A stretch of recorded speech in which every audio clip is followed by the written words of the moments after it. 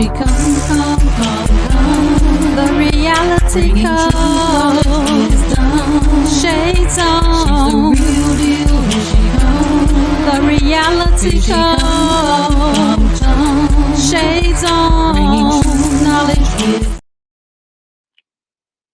Well, hello, everybody. It's so good to be back. Oh my God. I missed you all. I mean, 1 week makes a big difference. But let me just tell y'all know how we do it. We got the shades on because sometimes people just do not want to see the truth. Well, one thing we're going to know is we're going to hear the truth. And y'all, today's show is designed especially for people who look like me.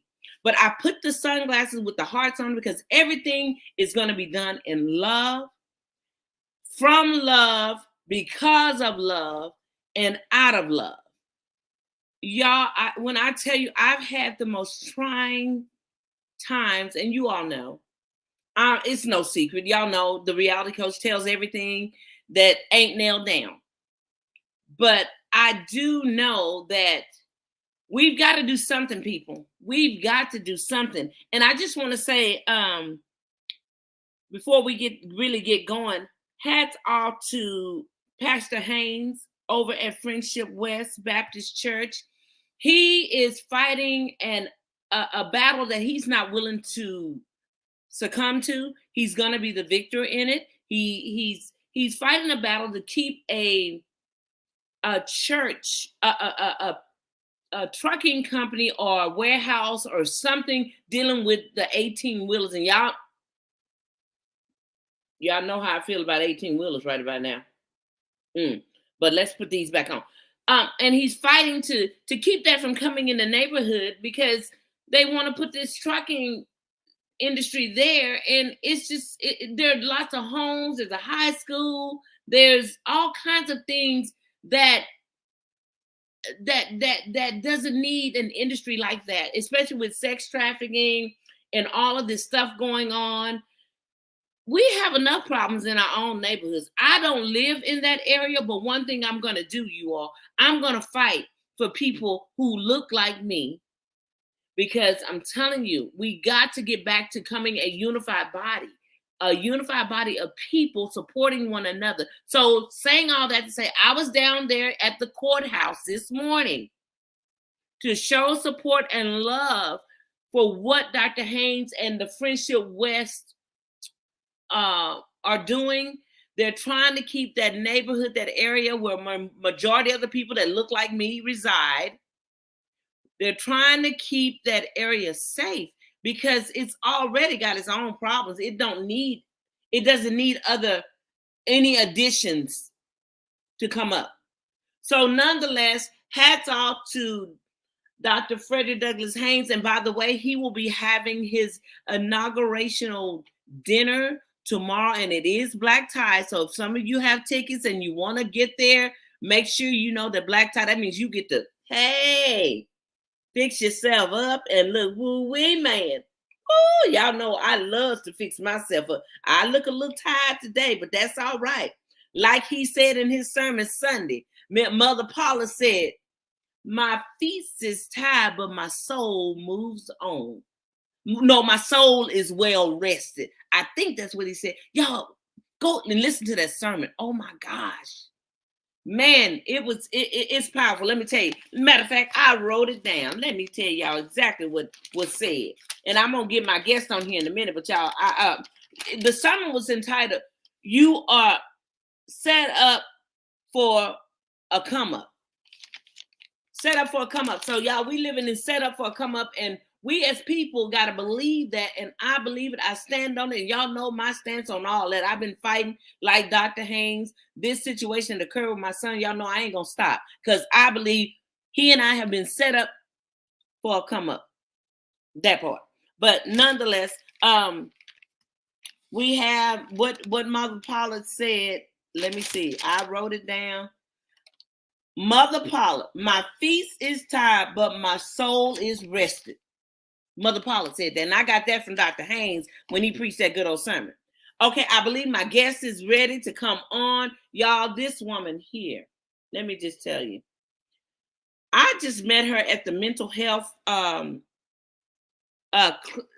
health certification class that we had, that Carol Harrison Lafayette with mental health wellness offered to us, and we took it, and now we're certified adult mental health first aiders. And thank you, Carol Harrison Lafayette, for what you're doing in the community. Her organization, Community Step In. It used to be Community Step Up now.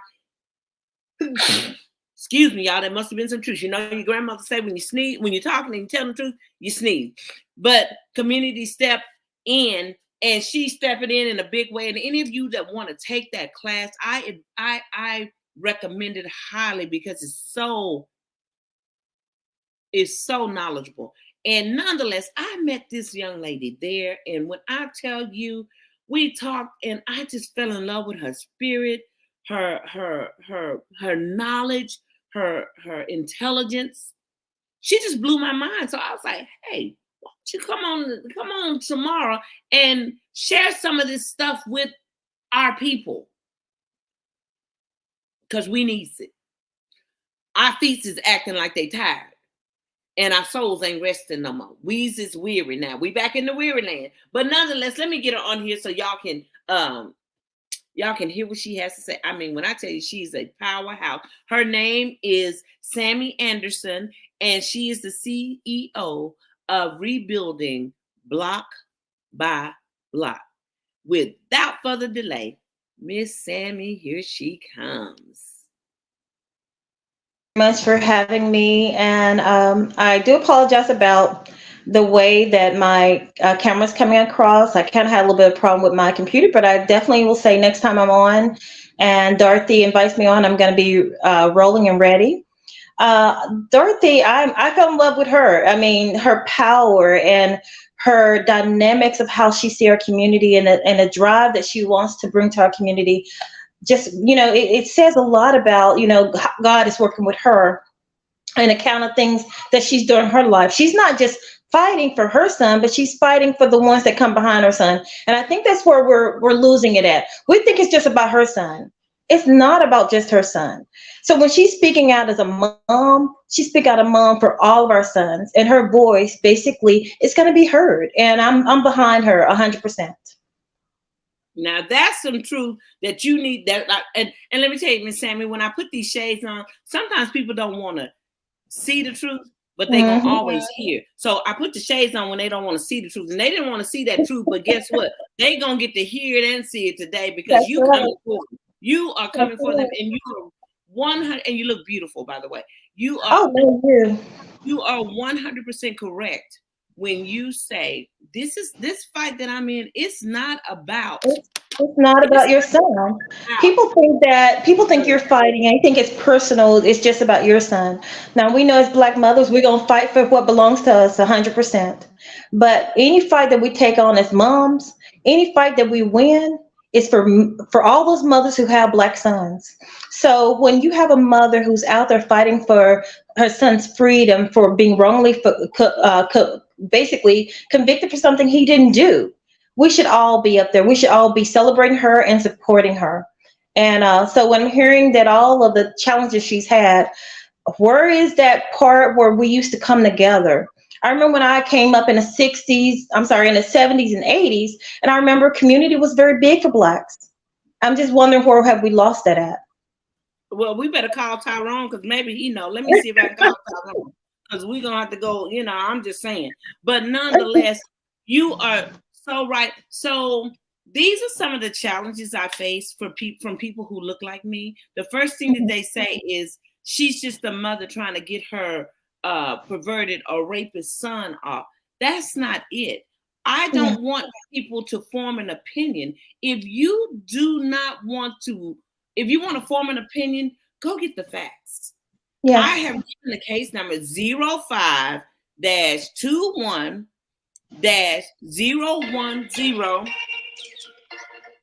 01024 25010.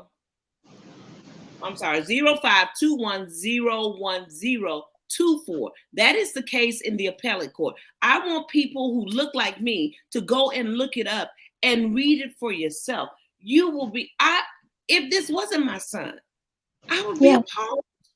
I would be angry. But then I do understand, Sammy, you mind if I call you Sammy instead of Miss Anderson? Of course, yes.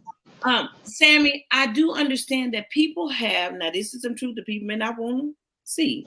And it's in love. I do understand that a lot of people who look like me have worked hard to get the little light, the little dim light that they have, the flashlight of light. I might need to play Flashlight from Parliament because they don't even really know that they're just a flashlight. But nonetheless, the little light that they've gotten in Dallas County, they don't want to be associated with this at this stage. But see, here's what hurts me the most about people who look like me. We will get in behind, seemingly behind someone who clearly has criminal history, and they were done wrong or doing wrong or have been killed in the commission of doing wrong, whatever the case may be. We will get in behind that. And I'm all for that. If wrong is wrong, no matter what the background is. But for the first time that I have known, because I guess I'm so personal with this, we have someone who has never been convicted of a crime. Yes. College graduate from Texas A&M cum laude. Given a life sentence without any prior history of anything. And we as a people won't even take the time to ask why. Even look at it just for that. How in the world does someone who's never had any history with the law get a life sentence?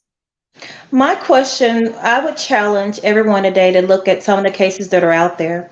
Do anybody remember the case where the young man, he killed 4 people and he was under the influence, and his attorney said because he was so rich, he didn't know right from wrong. And they just basically gave him a slap on the wrist.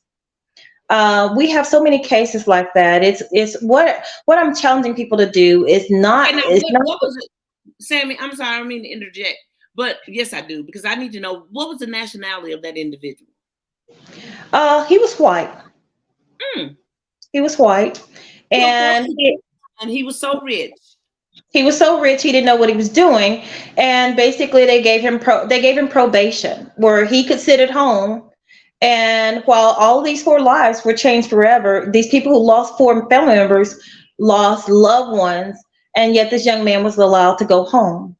I see cases like that, cases like that all the time, where our white counterparts who do the same crime are basically just given a slap on the wrist. Or they didn't mean to do it. Yeah, or the entitlement that they tend to give their boys and their grown men, and they'll say, well, he could be 35. They say, well, that young man didn't know what he was doing. But if our boys do it, they could be 16 or 17, and they'll call them a man because they want the courts to give them the maximum amount of sentence. And so what I would challenge people to do is, you have Dorothy who has given you the case number. I would challenge you to educate yourself on the information and to get involved. You know, we do all these things where on YouTube, we have all these different challenges. I'm challenging you today to find out about this case and know it for yourself. I'm challenging you that when you know about the case, I want you to write a letter to the President of the United States. I want you to write a letter to the Governor of Texas and ask him to go ahead and have this case reheard. We can no longer have our boys put in jail, put in prison because the person happened to be white, that they claim that they raped. I have a problem with that. I have a problem with our black men that every time there's a white female involved, they get the maximum time, and no one ever asks the questions. Where someone could kill someone and get less time than a rape case. I don't know where that makes sense. I don't know where that could ever make sense. Well, let me share this with the people who are listening. This is some truth you may not want to see, but you get ready to hear. Let me tell you, I'm a mother who can attest to what she just said, attest to. My son, my younger son, I only had 2. My younger son was murdered by a black boy who took a 5-year plea deal. 5 years. Y'all That's don't know how. ridiculous. Five You don't years. know how bad that hurts me. And it's all under this system that we're in. I am a victim in both of these systems. I got one son whose murderer only got a 5-year plea deal. And people who don't So really, Dorothy, I have a question for you. And this is a question I need everybody out there to ask themselves. The life of a black young man is only worth 5 years. For the rape of a white woman is worth life in prison. I need someone to tell me where that makes sense. Can you repeat that for the people who may not have heard it? I need for someone out there to tell me why this mother who lost one of her kids, lost one of her sons to violence, only got 5 years for the life of her child. But yet, you're talking about when we talk about raping a white woman, her other son got life in prison. How is that possible? How is that possible? I need someone to help me make that make sense. I need someone to even just understand what you just even be interested in what you're saying. People think that I'm just out here just doing something just for the heck of it. This is not what that is. This is serious, and we as a people need to understand that. Do you need to step away for a second? I mean, we really do need to. Y'all, that is a very good question that she just said. The question is, how can a black man who killed another black man only get 5 years? And then a black man accused of raping a white woman gets a life sentence. Y'all, for the life of me, this pain that I have inside of me is painful. And yet, do I hold grudges? Absolutely not. Because I understand these systems are, boy, they are something else. They are horrible. But let me tell you why I don't hold a grudge. It's because of the love I have in my heart that God has put there. My heart hurts on a regular basis. It really does. Every time I go and look at my son's obituary, and I have it hanging up on the wall, so I don't ever forget. And then I have my other son. I talk to him every day and telling him, son, trust God. And let me tell y'all something. People want to talk about they real Christians.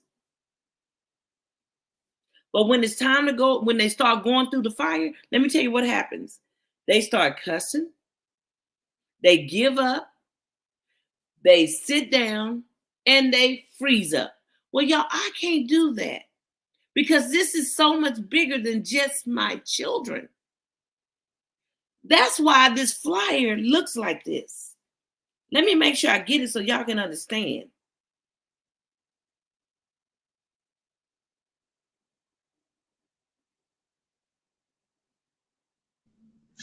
I apologize about that interruption, but I am back. This is Tammy Anderson. No worries. This flyer, this is why this flyer was done just like this, you all. Because I want y'all to understand the embarrassment and the hurt that I feel on the inside. It's done just like this. Can y'all see that? Oops. Black is cracking. Black is cracking. And the reason why, and see, and I want people to see those little cracks, we're slipping through them again. We are. We're going backwards. We're actually going backwards. Mm-hmm. Because nobody wants to fight for what's right. Like I do have some questions for you, Dorothy, if I could. Okay. Please. Okay. So when you're seeing these type of injustices, how do you feel as a mother? I don't think anyone's asked you that. How do you feel as a mother?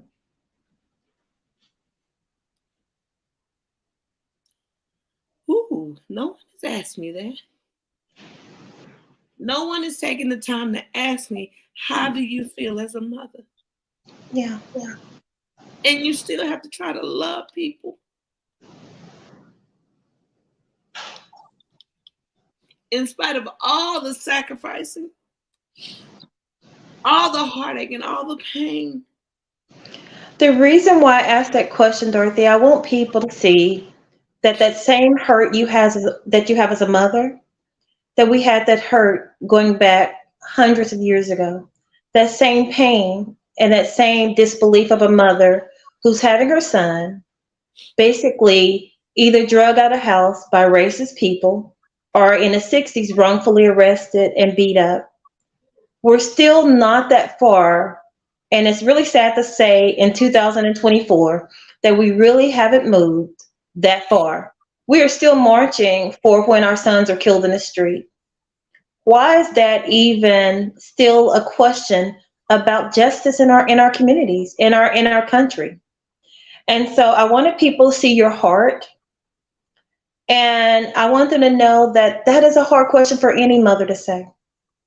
Because I remember when my boys were small, and if they even just kind of bumped their toe or hurt their foot, I felt their pain. So I wanted people to know what that's like. I want everybody out there, I challenge you to look at your kids, put yourself in her shoes as a mother. And not just that, but I need you to think about as a community, when did we become so divided that Black is cracking? I remember when I was little and my neighbor would run over, and you guys are going to laugh, and the man would say, he would tell my dad, the neighbor would say, the waterman is here. He's going to cut off the water. And my dad would hurry up and try to pay the waterman. I'm just keeping it real. I'm just keeping it real. We ain't always had money. We ain't always been okay. So I want everybody to keep it real. But that was the kind of community that we had, that we even looked out for the waterman. And then we had a neighbor, Miss Juanita, who would tell you, if your parents are not home, you go back inside. And that's where our community is lacking. We don't do family reunions anymore. A lot of us has gotten away from family reunions. Then how do you know who your people are? How do you know the person that you just crossed in the street is not your cousin? It's not that person that carries the same bloodline as you do in your vein. So yeah, Black is cracking. And I think that's a perfect topic to say today, because we are definitely cracking at all the seams. We're trying too hard to blend in, and we forgot what the fight is really about. It is not about one of us making it. It is about all of us making it. And I think the reason why I put on the oops, because we act like it's an oops. This is no oops. This is intentional. It is. This is intentional. What they've done to my sons is intentional. It's an insult. It is an insult at best. It is an insult because what they've told this mother is that your son's life, the life of your child, the life of a Black man, is only worth 5 years. But lo and behold, here's a white woman who claims she was raped, and her son gets life in prison. Now, I don't know why that doesn't move anyone to move. I just heard about Dorothy's story and the story of her son, and I got totally, I started crying last night. I felt totally moved by her story, because I could not imagine. I have 4 of them. I could not imagine a mother's grief being this deep. And I'm trying not to cry now, but I cannot imagine it being so deliberate. I cannot imagine. It just hurts. And see, I've never even stopped to take a moment to even look at it the way you just put it. Yeah. My son's life, his Black life, is only worth 5 years because a Black man did it. Yes. But my son, my other son, life is gone because a white woman said it. So in this day and time, and the thing about it, if this were actually true, it still don't make good sense. It doesn't. And if it don't make book sense, and it don't make common sense, y'all, it's some nonsense. It is not right. So I challenge all of you out there, and I know that we get so busy in our work days that we can't get involved, but what if this was your child? What if this was your grandchild? I'm sure that you have 5 minutes to write a letter. And I'm challenging you to just, we do so many crazy challenges in this world today. Everything is a challenge on YouTube and everywhere else. And so we can't take a challenge. And I'm challenging you, whether you're entertainment or whoever you are, I'm challenging you as Black leaders out there to get involved in your communities. You see that this mother is hurting and yet you don't get involved. So I'm challenging you to write letters to the mayor, to the district attorney, to everyone, and ask them, how is this case possibly make sense? And I'm asking that this case be reheard and be reopened. I'm going to do my part. I'm going to write letters. I'm not just speaking in vain. I'm going to do what God has allowed me to do, which is the ability to write. And I'm going to go ahead and I'm going to do whatever Dorothy needs me to do, because it's not just about her son. That's where you guys got it wrong. It could be your son. It could be my son. It could be my grandson or my great grandson. It's time that we get involved, because if we can stop it for Dorothy, we can stop it for all of our sons. We can stop it for all of our sons. And the key factor that I want people to understand: don't earn this pain that I'm earning. Learn from me. Yeah. Learn, because this pain is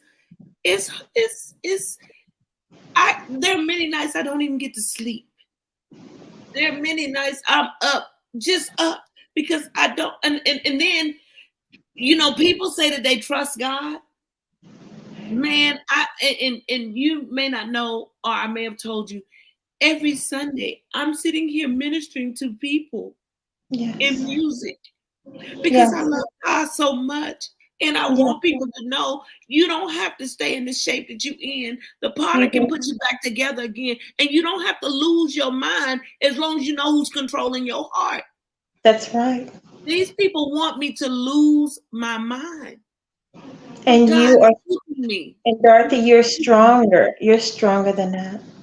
And God has heard you. That's the one thing I'm going to say. He heard you. And I'm going to continue in prayer for your son and for you. Because again, this goes deeper for me, and I'm going to tell everyone out there, there's a story that I'm going to share with you, and it's out of Marshall, Texas. It goes back years ago. It goes back to the 1940s, when my mother was born in 1929.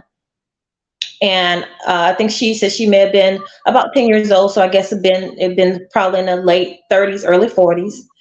And her first cousin, was dating a white girl out of Marshall, Texas. His mother only had one son. This is a true story. I remember it like yesterday. I remember my mother telling the story, because it still affected her in her adult years. In her later years, it still affected her, because of what they did to her first cousin. And the reason why I bring this story up, because this is no different than a lynching that was done back then than a lynching that's done through the courts. There's no difference. We can put a label on, we can say it's done through the courts, but it's exactly the same. Whenever you involve a white lady and a black man, the consequences are always the same. We can call it for what it is. I love my black men. I love my black women. I think we're very beautiful. I think we're very great people. I think we get lost. And we think we have to fit in with everybody. It's okay to love other races. I love other races, but you have to also love yourself. You have to also be good within yourself. And so when I'm telling this story, Sammy, hold on one second before you complete this story. Once you get through telling the story, what I want to know, what were some of the comments that the blacks were making? Are they the same as they are today? My mother didn't really talk about, I think people just didn't get involved about like what they're doing to you, because what they did is it was my mother's aunt, and she only had one child, which was her son. And a lot of people called her mom, or the white people down there called her mom, because she took in wash and she helped a lot of white people. And they still took her son whenever he was found with that white girl, and they arrested him. And she walked all the way to the jail in Marshall, Texas. And she said, "Please don't kill my son. That's the only child I have. Please don't kill my son." And they said, "Mama, go on home. Ain't nothing gonna happen to your son. He'll be there when you get there." She walked all the way, didn't have a car, didn't have any way of getting home. She walked all the way from that jail in Marshall, Texas to her one shack house. And when she got there, her son neck was broken and he was laying on her bed. And my great aunt lost her mind. True story. So I want to say, and I want to challenge you guys, how is that different than them locking our boys away for life? Because the same thing is taking her life. How's that different?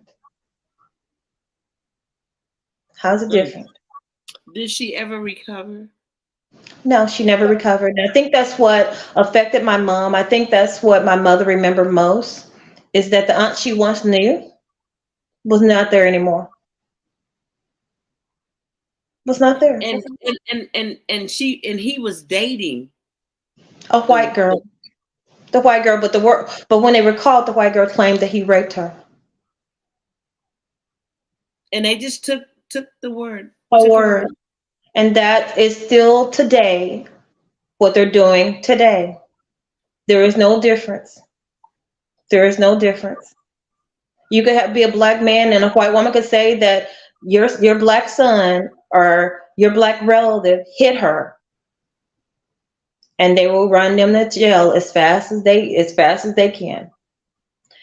I'm not trying to make this about just all race, but we can't make it no other, because that's what we are. We are clothed in the very clothes that God clothed us in, which is our beautiful skin color.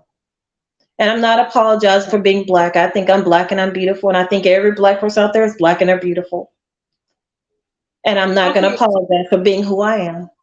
And I don't blame you, and you don't have to, and you're right. We are beautiful people, period. Now, now back then, these were actual white people that did this to a black man, right? This was the justice system that they had in Marshall, Texas. Remember, he was in jail. Okay, but what I'm saying, was any blacks involved in this type of lynching back then? No. This was all white. Now, here's the sad part. Y'all, this is some dark truth you may not want to see, but you get ready to hear it. Now, we're going to fast forward to my situation. Everyone that's partaking in, well, just about, except for the assistant attorney, the assistant to the attorney, and the judge, the lead attorney, the prosecutor, and the court reporter were all black. And now the jury was all white, though. Now, as a black man being an attorney, the minute you see an all-white jury of a man being accused of raping a white girl, that alone should have made you say, hold up, wait a minute, let's put some boom in it, let's stop it.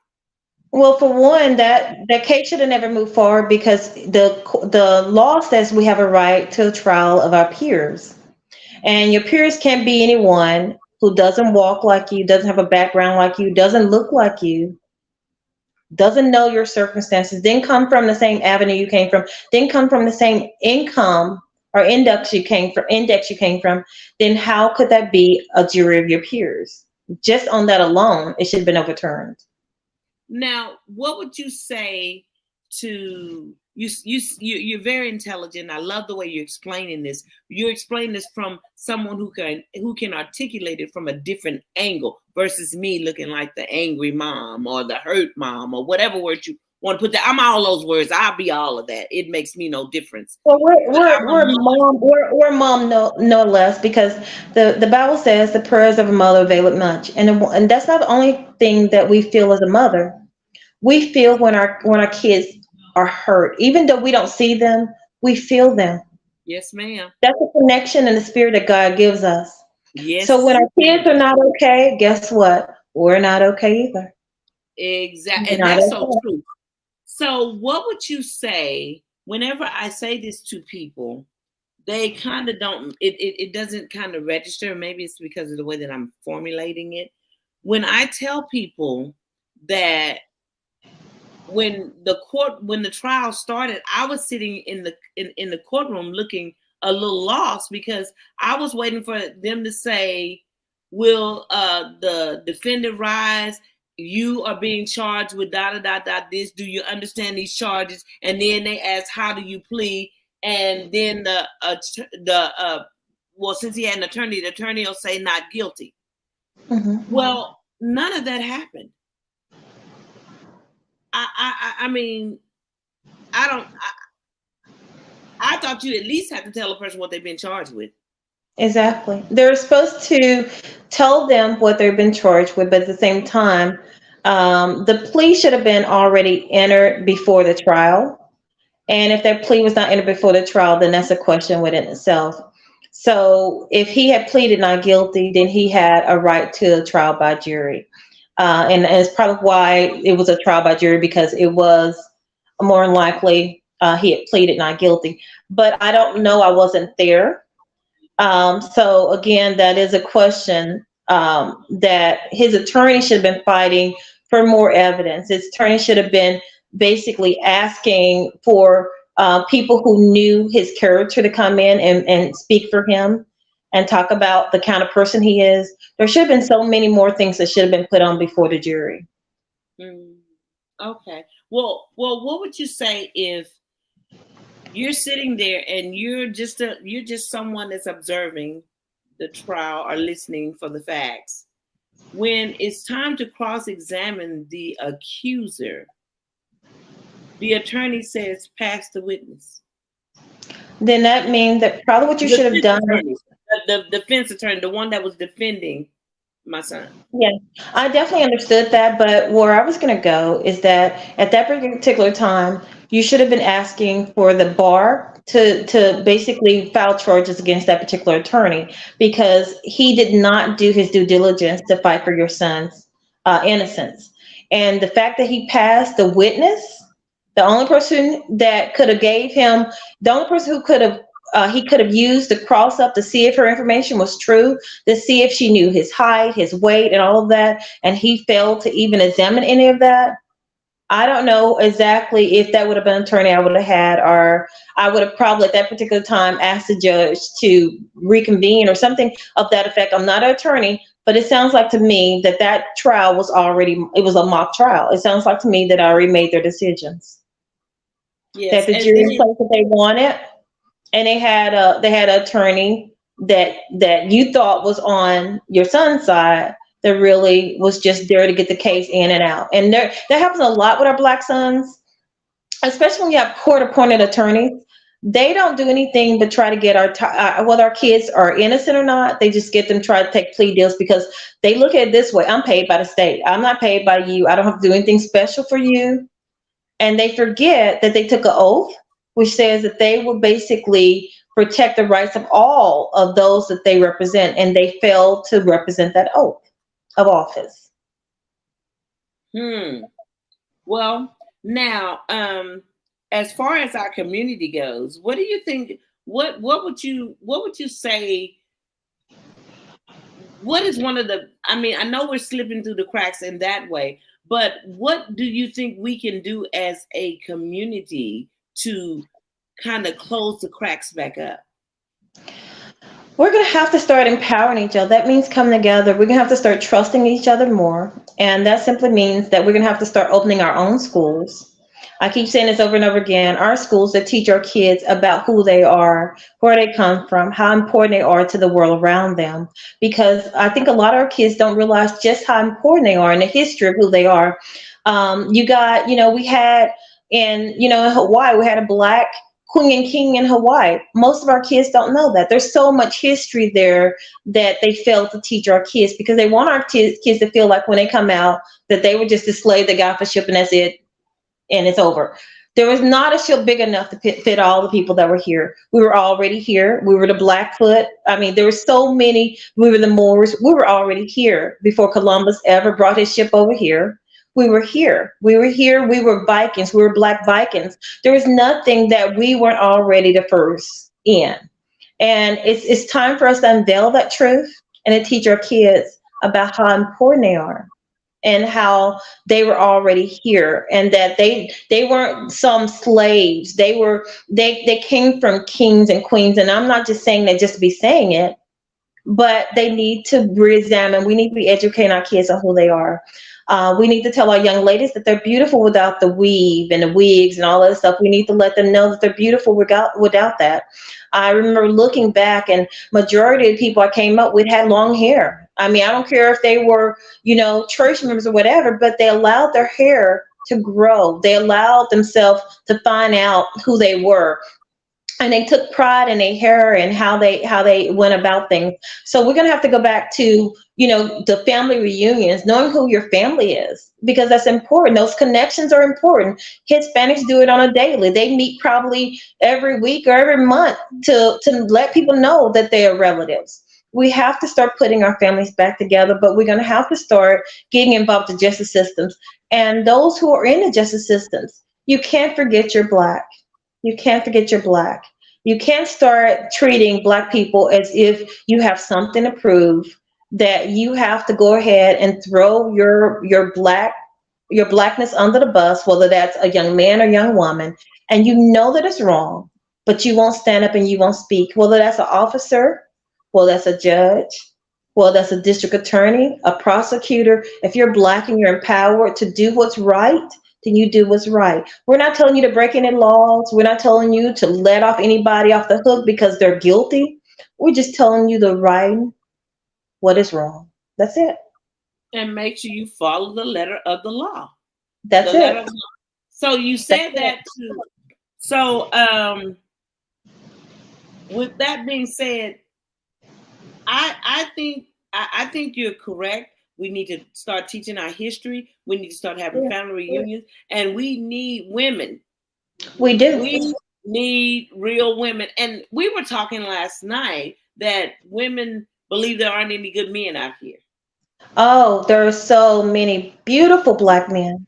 I mean, I'm just not saying that just to be saying it, but I think back about all the Black men who have stepped in when I needed them to step in. Well, there was a tire being changed, or well, there was 3 Black men who came to my aid when I had a problem, and my young son, and the police was threatening to take my young son because I wouldn't get his Hispanic couple my insurance over there in Oak Cliff. And they didn't have insurance. My son was just about a year. And these 3 Black men, I'll never forget, they were beautiful. I believe they may have been brothers. They were 6'2" or 6'3". They're pretty tall. But when those white officers said, if I didn't give my insurance to the Hispanic couple, that they're gonna put my son in and CPS. And these 3 Black men came over and said, sister, don't worry about it. And they stood in front of my car as a shield.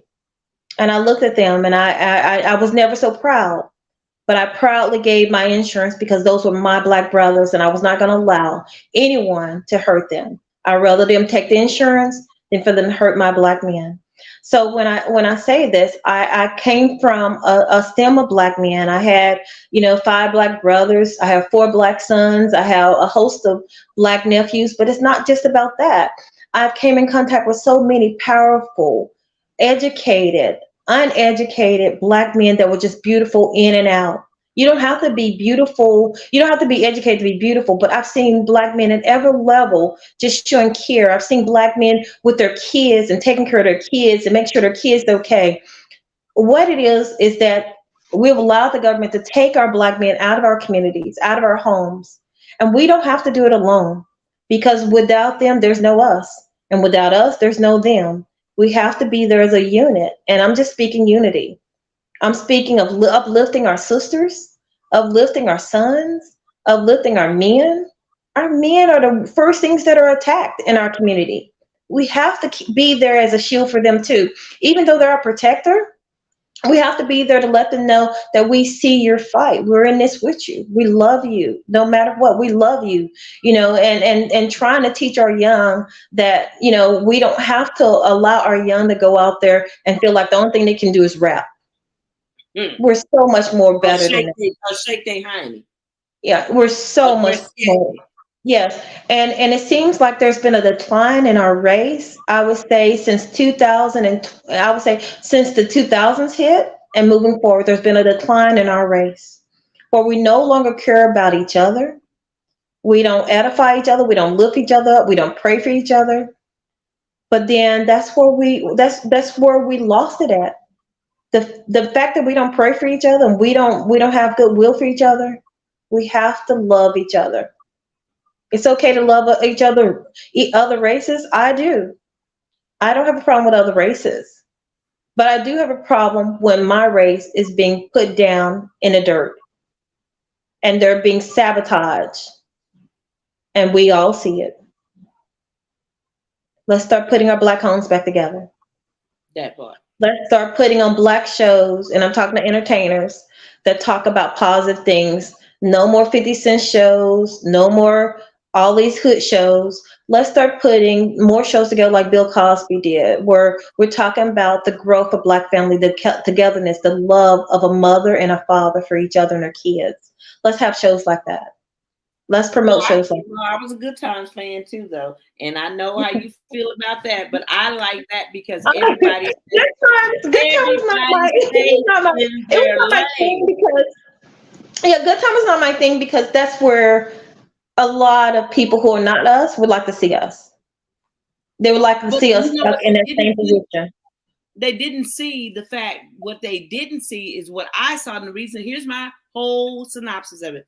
James was the protector of that household. You were not getting ready to come up in his house and think you were going to do something. He didn't care who you were. You weren't going to talk to his children any kind of way, and you were not going to disrespect his wife.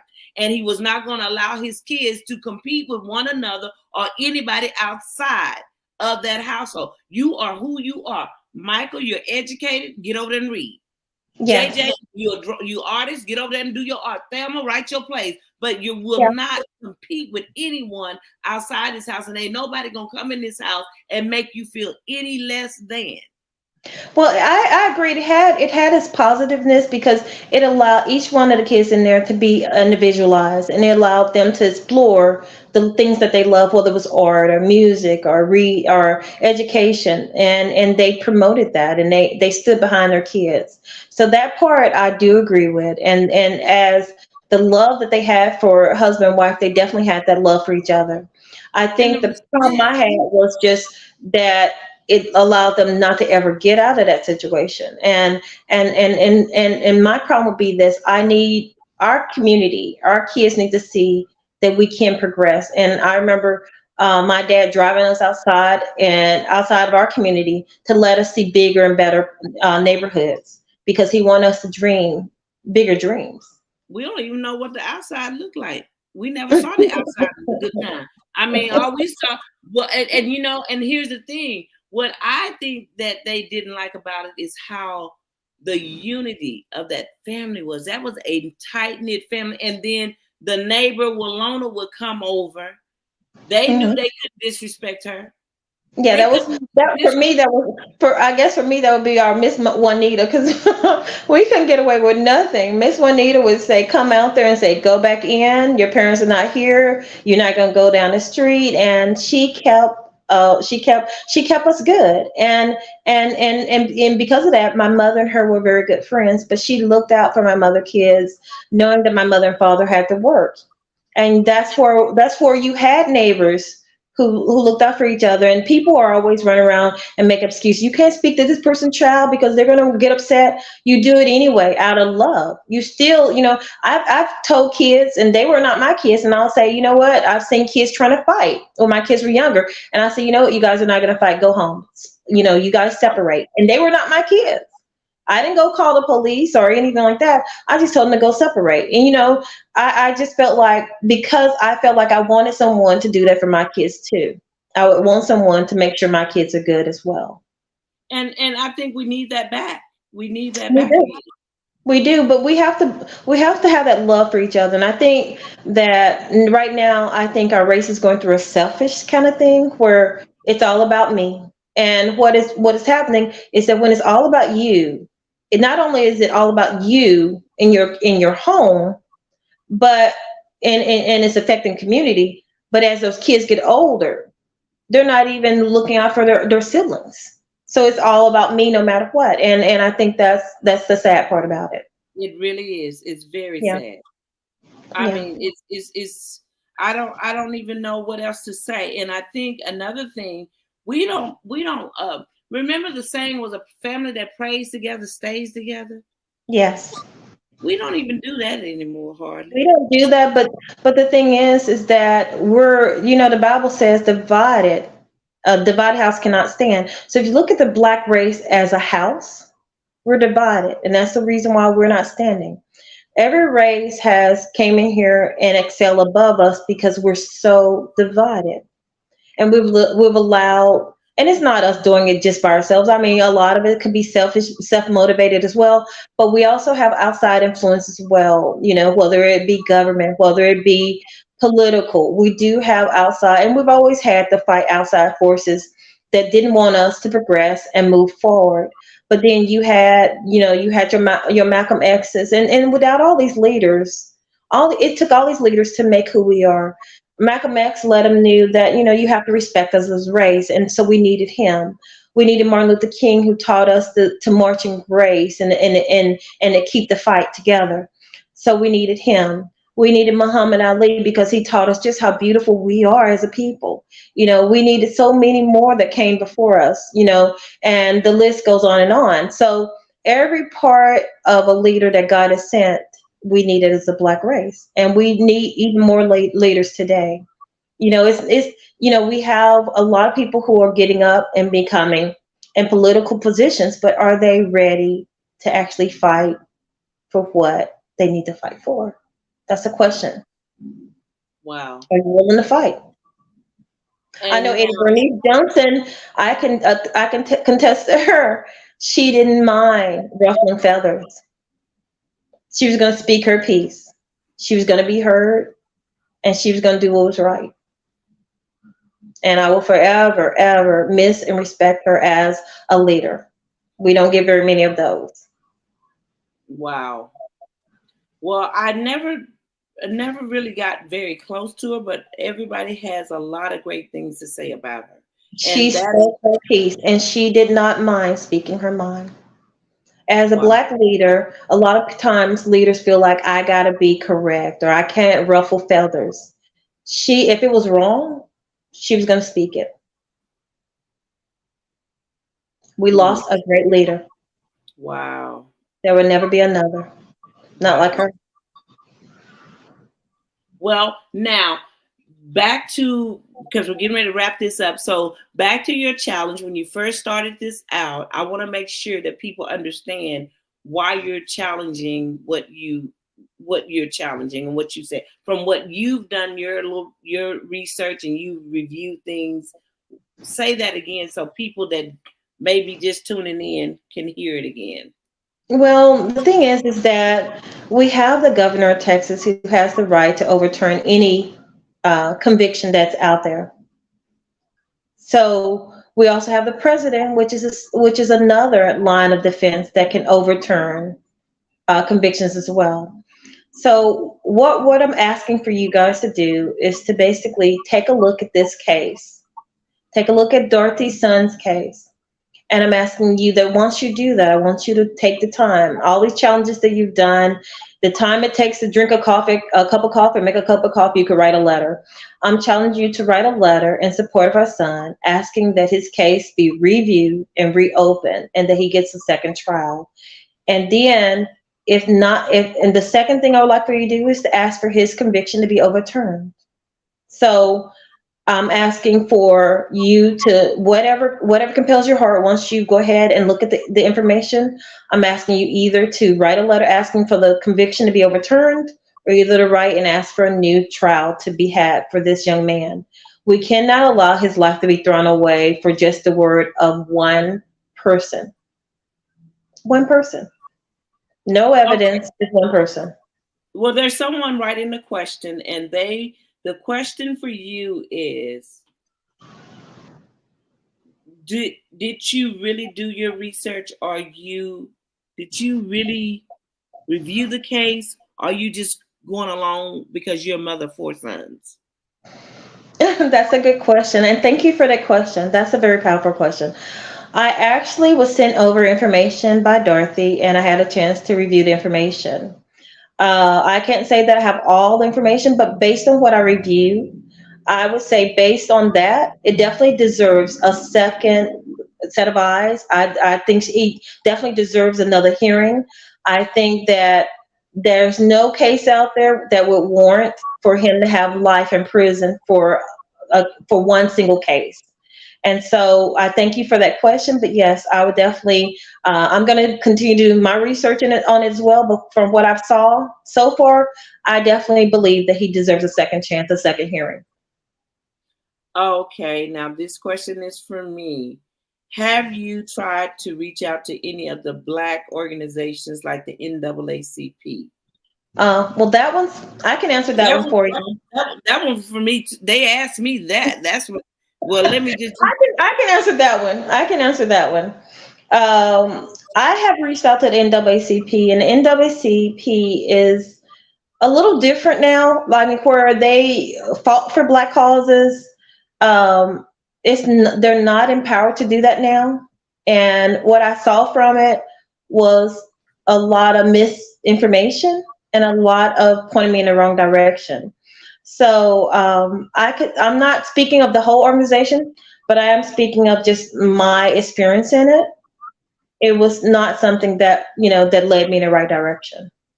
Well, let me give you my spiel on it. Now, y'all know I done reached out to NAPC, AFG, QP, DDEF. If it's got an initial on it and it say it will help injustice, I have reached out to them. Now, in lieu of, now I must say, Friendship West Baptist Church, y'all, let me tell you what I do know. People can say what they want to say, but they have stepped in when it comes to injustice. They have stepped in and spoke against the injustice. They have. Pastor Haynes is amazing. He has, I've been out there on some of those marches with him, and you saw time he's right in front.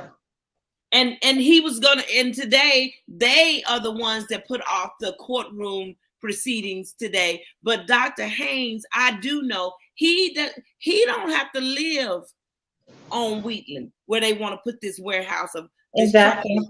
He don't live there, but he's fighting there for the people that he's fighting for the people who like us that do live in that area. He's fighting for our youth.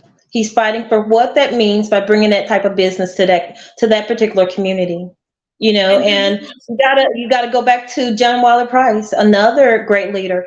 John Wilder Price, I don't know how he is now, but John Wilder Price, when I don't know if everybody remember, he doing what Mother Paula say. He said his feet is tired, and I know his soul may be tired. But I do remember when I was in high school, they were arresting him left and right for painting over all of those alcohol and cigarette campaigns they were trying to put in our community as kids, and he fought long, hard, and tired. So he will always have my due respect.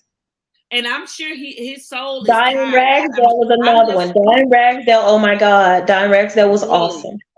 Wow. Yes. Well, I tell you what, we got to now. I've reached out to. Well, I haven't reached out to Commissioner Price. I have been in the same room, and I'm sure everybody know about this case because it was high profile. Y'all stop acting like you don't know. He was all over the news. We couldn't turn the TV on. Act like you know. And now you all know about my murdered son. He got a 5-year plea deal. The murderer is on his way home next year. That's crazy. That's insanity. Crazy. And like she said, the question again is, how in the world can a Black man be murdered by another Black man and only get 5 years, but a white woman can accuse my Black son of raping her and get a life sentence? So what are they really saying the life of our sons are really worth? That's a question for all you. That's a question for all you guys out there. What is the worth of the value of our son's life to the justice system? Well, thank you so much. Got to get out of here. Our time is up, and I would love to have you. Thank you, everybody, for having me, and thank you for having me on the show. And you're amazing. I could not imagine, having to step into your shoes. To God, but I know that God has favor for you. I felt that last night. I received it. Yes. Thank you. Have a good one. You too. Bye-bye, everybody. Bye.